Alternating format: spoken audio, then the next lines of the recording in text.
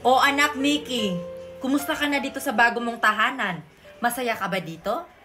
Opo ate, masaya po ako dito. Ang ganda pala ng bahay niyo. Anong ate? Ano ka ba Mickey? Huwag mo na akong tawaging ate. Dahil hindi naman ako yung ate mo. Just call me Mommy. Dahil ako naman ang tunay mong Mommy, okay? Mami? Sige po Mami. Yay! May Mami na ako! Kahit kailan, hindi ko siya ituturing kapatid. Che! Nanay, nakita na palang anak ni Ma'am Stella? Oo, anak. At saka, nakatira lang yun sa lansangan. Talaga po, ibig sabihin, ulubi ang anak ni Ma'am Stella? Oo, anak. At saka tatandaan mo to, huwag kang lalapit sa anak ni Ma'am Stella, baka hawaan ka ng sakit. Sakit? May sakit po ba ang anak ni Ma'am Stella? Oo, tsaka huwag kang lumapit sa kanya. Opo, nanay. O sige Mickey anak ha. Dito ka muna ha. Kung may kailangan ka sa akin, tawagan mo lang ako. Aasikasuhin ko muna yung kampanya natin. Baka napano na yon. Tawagin mo lang si Yaya pag may kailangan ka. Sige po, Mami. Ang ganda talaga ng bahay namin. Oh my God, anong ginagawa mo dito sa bahay namin? Dito na ako nakatira. Hi! Anong pangalan mo? Ako pala si Bianca, ang nag-iisang anak ng mga Mondragon. Kapatid pala kita. Hi, Bianca! Hindi kita kapatid, no? You're Pulobe. Parehas tayo ng mami eh. Gusto mong laro tayo? Yak, ayaw ko makipaglaro sa mga pulubi, no? Maglaro ka mag-isa mo. Alaga, ano nangyari dito? Siya kasi Yaya, inaaway ako. Totoo ba yon? Inaaway mo yung alaga ko? Hindi ko naman siya inaaway Gusto ko lang makipaglaro. Nagsisinungaling. Subukan mo lang awayin yung alaga ko. Bakit po ba galit kayo sa akin? Kasi pulubi ka. Tandaan mo yan. Kapag inaaway mo pa yung alaga ko, makakatikim ka talaga sa akin. Sige po, hindi ko naaawayin si Bianca. Dapat lang. Tara na Bianca, magsha-shopping ka pa. Nanay, dito ka muna ah. Maghahanap lang ako ng pagkain at saka gamot mo. Sige anak, mag-ingat ka ha. Sana di mo na uulitin yung pagnanakaw. Masama yun. Sige po nanay, hindi ko na po uulitin yon. Kumusta na kaya yung anak kong si Mickey? Nasa mabuting kalagayan kaya siya? Yaya, gusto kong bumili ng bagong iPhone ha. Sige alaga, bibilin natin yon. Asa na ba yung sundo ko? Ang tagal naman. Kanina pa ako dito nag-aantay. Kung hindi ako magnakaw, wala akong mabibiling pagkain at saka gamot ni nanay. Pero masama yun eh. Manlilimos na lang ako. Pagagalitan ko talaga yung driver ko na yan. Ang tagal niya ako sinundo. Kanina pa ako dito nag-aantay sa kanya. Asa na ba kasi yun? Ate, palimos po. Nagugutom na po kasi ako. Ikaw ba yung anak ng kumare ko? Ikaw pala yan, ate. Manghihingi sana ako ng bariya, pangbili ng pagkain namin. Naku, pasensya ka na, iha. Naiwan ko tuloy yung pitaka ko nandun sa office. Ganun po ba? Sige po, sa iba na lang po ako manghihingi. Ay nako, sandali lang. Baka may barya pa ako dito. Ay, may barya pala ako dito. Oh, sana makakatulong to sa'yo. Salamat po, Ate Stella. Malaking tulong na po to para sa amin. O siya. Pakisabi na lang sa nanay mo na mag-iingat kayo ha. At saka pag kailangan nyo ng tulong, huwag kayong mahiyang lumapit sa akin ha. Opo ate, makakarating po ni nanay. Ay salamat, nandito na rin yung sundo ko. Asa na ba yung anak ko? Ang tagal naman niya, kailangan ko ng gamot, di ako makahinga. Nanay, nandito na ako. Ito na yung gamot mo.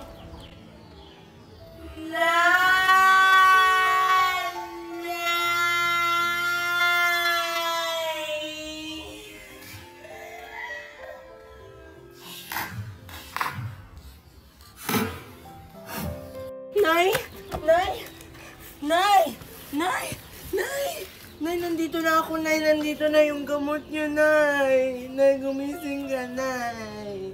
Huwag niyo po akong iwan, Nay. Nay, gumising ka, Nay. Ang dami kong milk. Wow, Mickey, ang dami mo namang ganyan. Pahingi naman kami. Oo nga, tigisa kami ni Marian. Ayaw ko, magagalit si Mami. Wala naman yung mami mo dito. Okay lang yan. Nayaw ko talaga. Pag hindi mo talaga kami bibigyan, sige ka, kukunin namin yan lahat.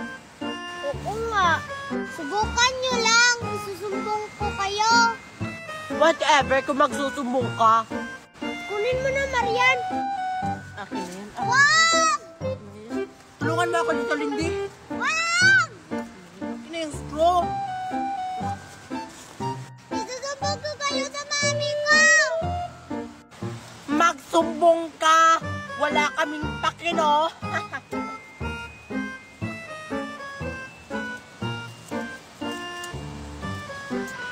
Mami, Mami!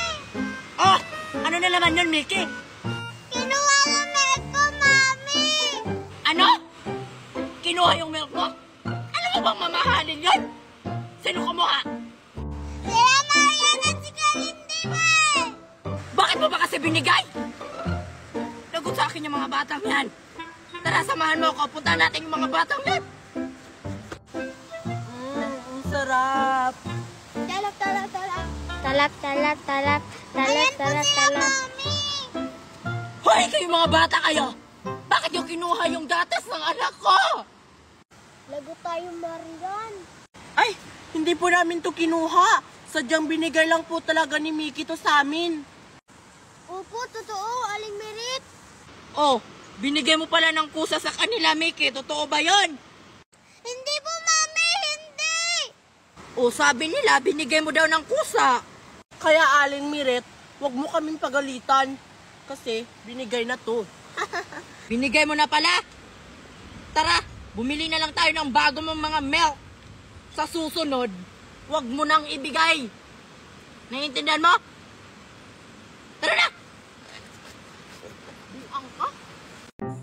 Hala, Marian, ano yan? May butas yung puno, oh. Oo nga, Kenny, may butas. Parang alam ko na yan, Marian. Oo, napanood ko na yan sa TV. Yung mga engkanto. Yan yung lagusan nila, papunta sa kanilang bayan.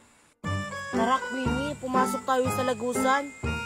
Paano kung hindi na tayo makakabalik, Marian, pag pumasok tayo sa lagusan? Eh di okay lang. Parang marami naman sigurong mga pagkain dyan sa loob ng karian nila. Pagkain? Siguro, meron ding mga gold. At saka, baka nandyan sina Amihan, sina Perena, at saka si Danaya. Ay, oo. Sa Encantadia. Tara na, Queenie, pumasok na tayo. Tara, sige, makikita ko na yung mga idol ko. Tara. Tara. Oh, Queenie, hindi naman gumagana yung lagusan. Paano tayo makakapasok? Ano? Paano yan? Hindi tayo makakapunta ng Encantadia. Siguro may sasabihin pa, Queenie, bago bumukas yung lagusan.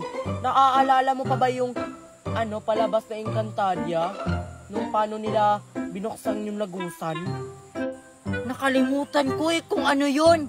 Wait lang Isip ka, Queenie. Isip. Alam ko na, Marian, kung ano yun. Sige na, dalian mo na para makapasok na tayo. Sige. Aslamon, buhay na bilat.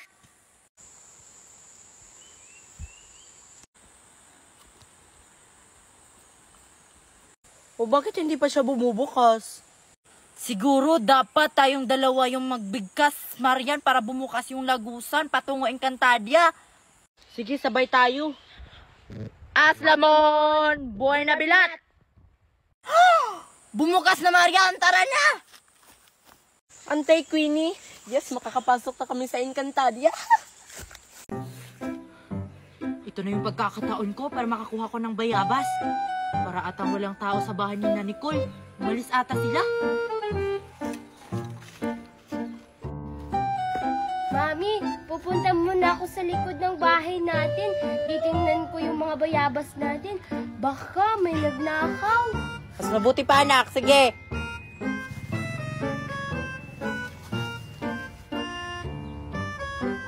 Wow, ang daming bunga. Sakto.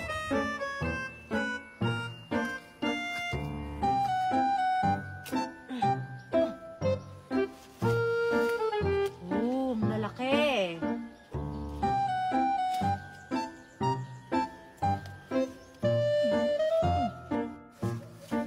Parang may tao ah. Hoy, hoy! Bakit di kumukuha ng bayabas namin?